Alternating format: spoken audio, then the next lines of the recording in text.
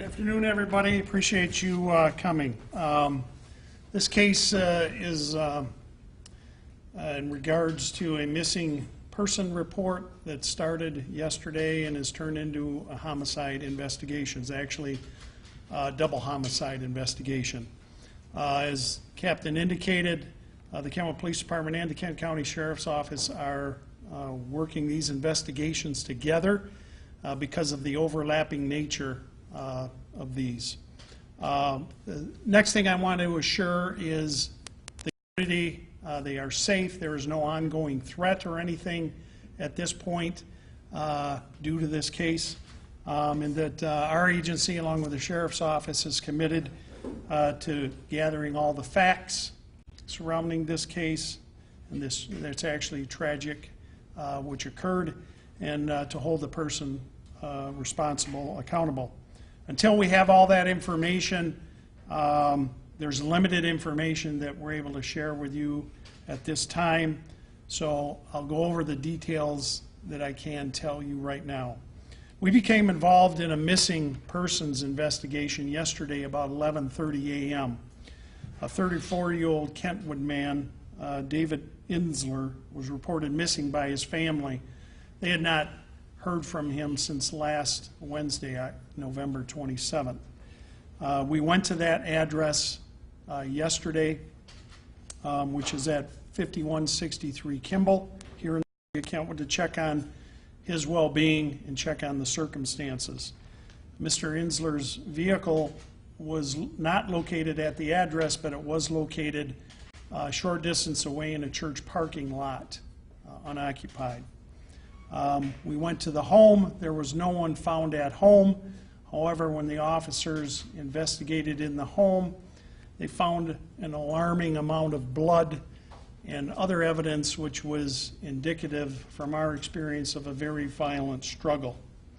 At that point in time, given those circumstances, we began an active investigation trying to search for Mr. Insler and also the roommate that he was sharing that residence with.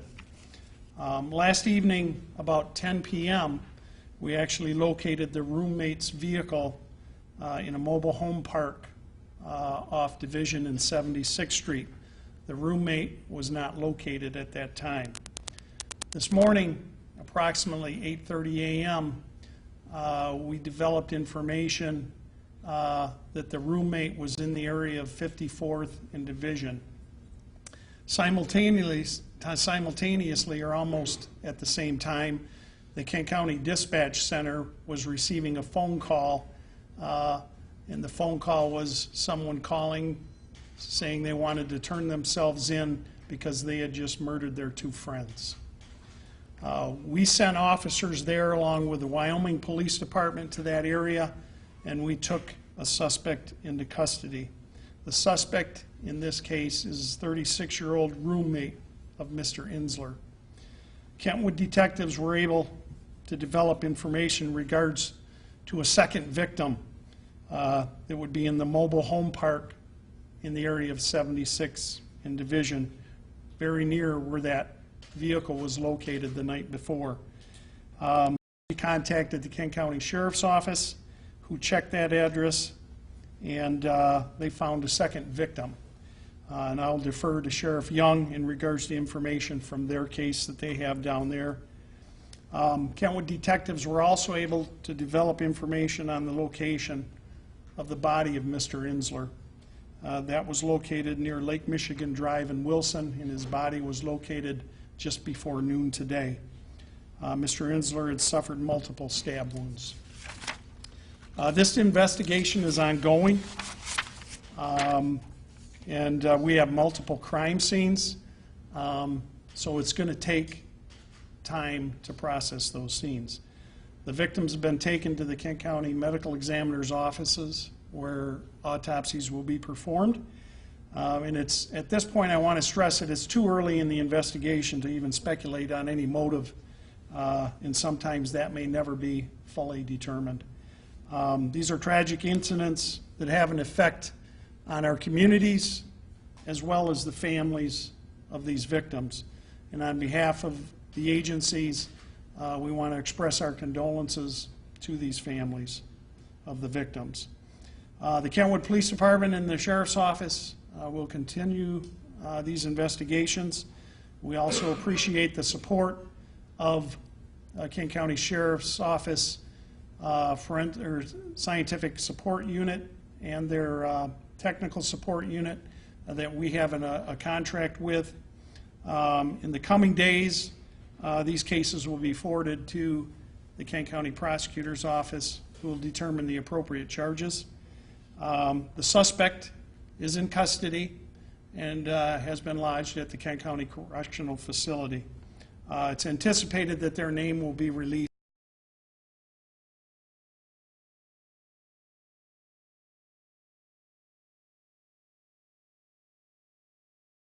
that we can release that information without compromising the investigation, we will. But for now, that's all the information I can pass along to you. So at this time, I would invite Sheriff Young up, and she can give you information on their case. Good afternoon, everybody.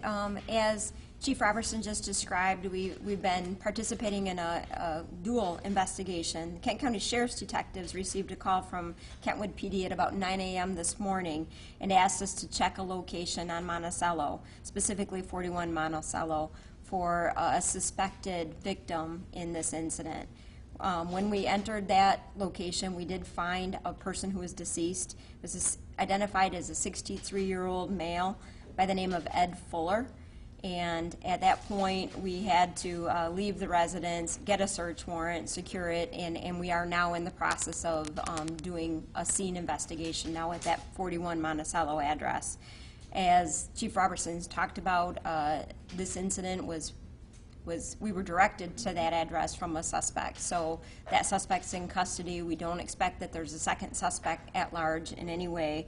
The scene is being processed, and we will be happy to release any additional information as we have it and are able to without compromising the investigation.